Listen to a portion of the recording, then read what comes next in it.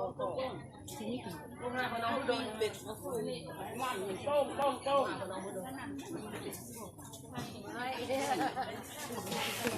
ไม่ง่าย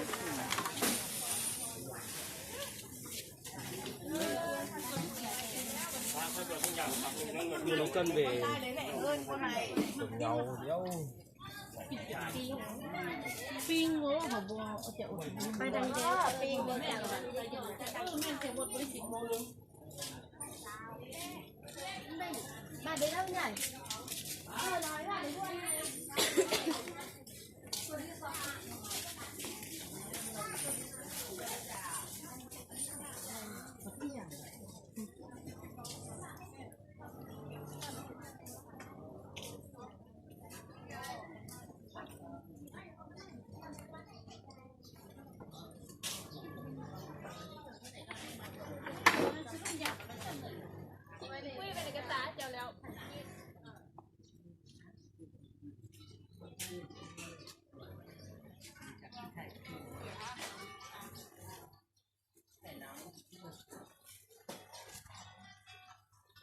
ตลาดสดหลวงพระบาง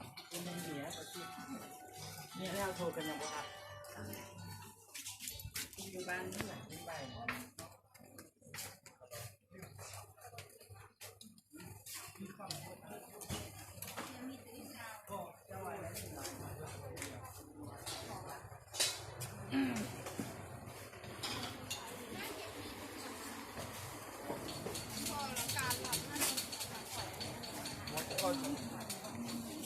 ขึ้นมาให้เราแบบมัดกระลาบนี่ให้ดีให้เรา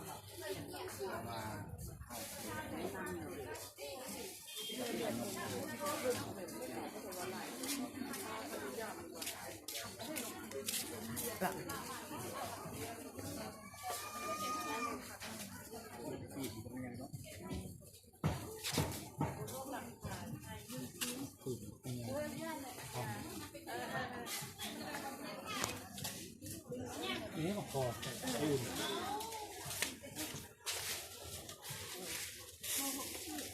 สองควายหัวเข้าเป็นไงนั่นแล้วจ้ะ